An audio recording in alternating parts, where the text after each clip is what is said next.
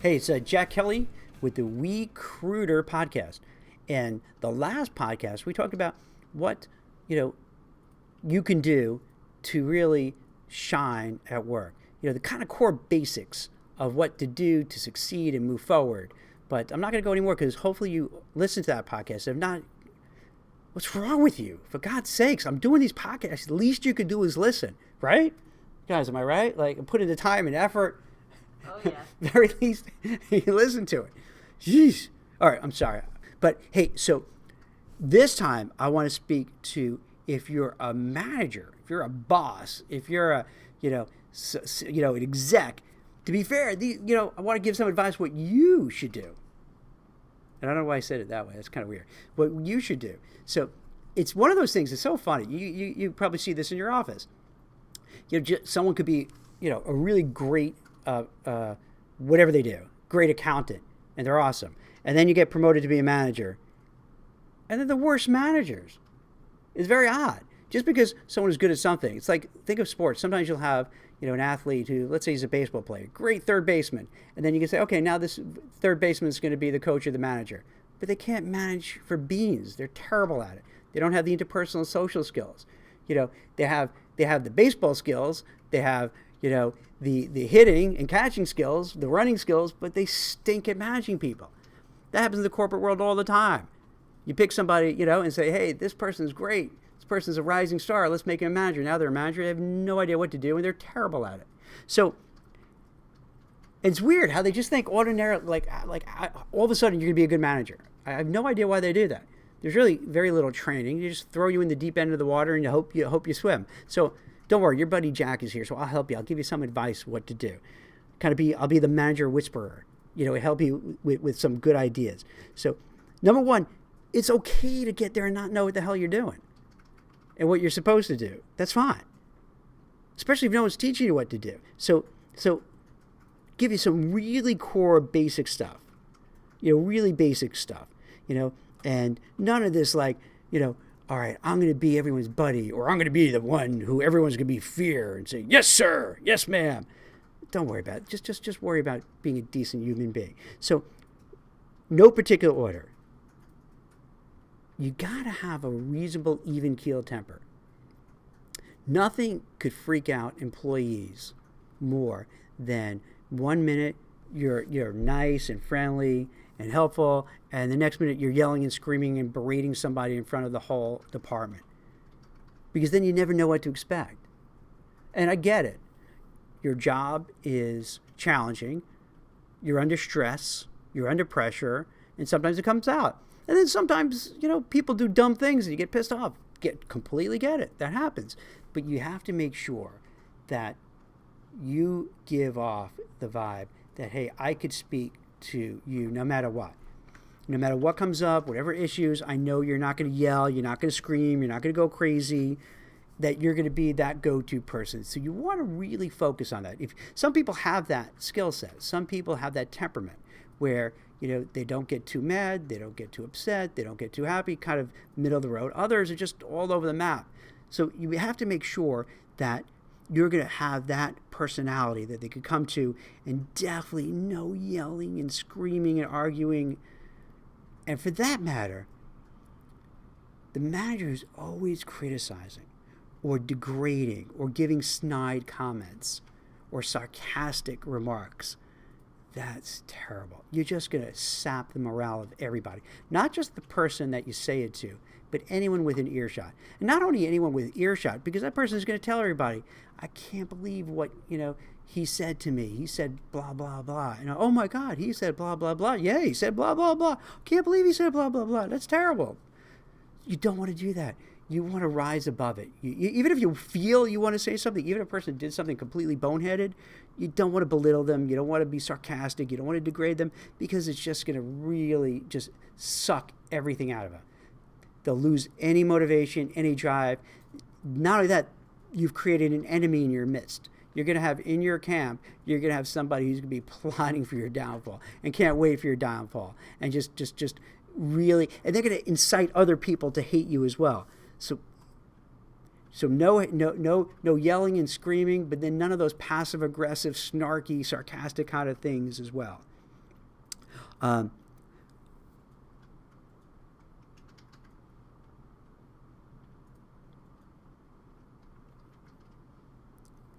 big issue is this: when people don't know what they're supposed to do. And as a manager, you need to set the agenda. You need to set the tone. You have to make sure that everybody knows what part they're playing. Picture if you're a conductor and you're leading a symphony. You have to know what, I have no idea what the conductor does, so I'm making this up. You have to make sure that the brass instruments are kind of coming in where they're supposed to. You know, the person with the cymbals isn't just crashing the cymbals throughout the whole concert. You have to make sure the flutes are doing flute stuff and so on. And the clarinet people are doing clarinety things. And everyone has, you know, their game plan. Everyone has their goals. Everybody has their objectives. Everyone needs to meet their benchmarks. So this way they know what they're doing. Because otherwise, people are frustrated. They don't know, what am I supposed to be doing? Oh, I didn't know I'm supposed to be doing this. I thought somebody else was supposed to be doing this. And it just becomes chaos. So you want to have a strong game plan where everybody knows, hey, here's what you're doing. Here's, you know, it doesn't have to be micromanaged like every minute, every day, but they know, hey, I have to achieve X, Y, and Z over a certain amount of period. And then they could come to you as they're doing it, let you know. And this is another thing too. You want to have that open door policy where they can come to you and say, okay, I've done, 1, 2. I'm having a really hard time with 3. What do I do? How do I do it? How do I get past it? What do you suggest? And then you have that dialogue. And you have that back and forth. And you want to have that open door. And this goes back to the first point. So they feel comfortable telling you, I don't know how to do this. I'm not sure if I understand it. Let's work together. So you want to have that kind of you want to make sure they know what they're supposed to be doing. They have a game plan. They know when these things need to be done. But at the same time that they could come to you and talk to you and have an open door. You want to make sure also when you say things, you mean what you say and say what you mean. So people aren't scratching their head about, what did he mean by that? Is that good? Is it bad? How many times have you dealt with a boss, like you just walk out of his or her office and you have no clue. Was he mad at me? Was he happy with what I did? Was it good? Was it bad? You want to make sure you're very clear in what you're letting people know. If you like someone's work, you let them know. Let them know why you like their work. If you don't like their work, you want to be polite, but let them know. Here's maybe some constructive, valuable feedback, how they could do a better job, and maybe why they didn't do exactly what they're supposed to do, and work with them about it. So everyone leaves saying, I get it. When people do a good job, by the way, you want to reward them. You want to say, hey, Nicole, great job. That was awesome how you took my, dumb podcast and made it sound pretty good. Fantastic. That's awesome. You're a miracle worker. Thank you. You want to say, hey, Dan, thank you so much for editing the articles I did. That's great. I didn't realize that, I spelled everything wrong and, I did all these mistakes. Fantastic. So you want to be able to let people know when they do a good job and reward them for it and praise them. And that what's also nice, too, is you praise them sometimes in front of others because it's cool, because then they realize, oh, wow, that's pretty neat. So my colleagues know that I'm doing a good job and I'm not a complete moron, because I know they think I am, but I'm not. So if you do it to other people, too, that's awesome. And speaking of other people, too, you want to encourage a camaraderie if you can. You want to make sure that there's no infighting. How many times have you seen at companies where the manager pits one against the other? And I don't know why they do that. I guess you need a certain kind of personality type to do it. But, you want to make sure that people enjoy being together. There's a camaraderie. There's esprit de corps. You feel good about being in the office. You feel you're among friends and everyone's trying to help each other. So you want to have that, going on too. So this way people feel part of something. When they feel part of something, they're committed. They'll do better. So another thing too, you're going to make mistakes. And you're going to make mistakes all the time. And that's okay. You don't have to be perfect. And when you make a mistake, you could own up to it and say, wow, I really bombed out on that. Whew, that was dumb. And people get that. But if you pretend you didn't, that's the worst. Then they're, come on. We know we know that we know that you just ruined that deal and it was your fault and now you're pretending it's not. Own up to it. And then you'll be better the next time. I know a lot of these seems basic, but I got to tell you, a lot of times the corporate world, it really boils down to simple things. We make it complicated, but it's not. So really what you want to do, it's like in a personal relationships. You want to treat people the way you want them to be treated. You want to offer feedback, constructive criticism. If you do something dopey, accept that you did it and try to do better. You want to create a team atmosphere. You want to kind of keep growing and learning and fostering and encourage people. And you want to have this environment where, at the end of the day, people feel comfortable showing up. They feel comfortable talking to one another. They feel comfortable sharing. And that'll help and that'll work. Now, is that everything? Of course not. Of course. This is kind of like a crash course, just to get the basics done. Because as a recruiter for 25 years, I can't tell you how many people leave because they have a bad boss. That's it's a cliche to say, but it's true. Oftentimes people leave. They're not leaving the company. They're leaving the boss because it just, that person just doesn't do everything I was suggesting. So I think it's important, that if you're a manager, to kind of get it, because then it looks bad for you. So if you keep losing people, what do you think your boss is going to think about you?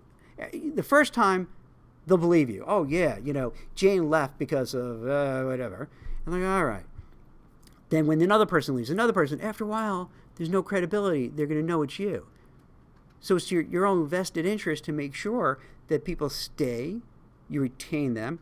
And not only that, but then people want to come and work for you and work for your team because the reputation precedes you.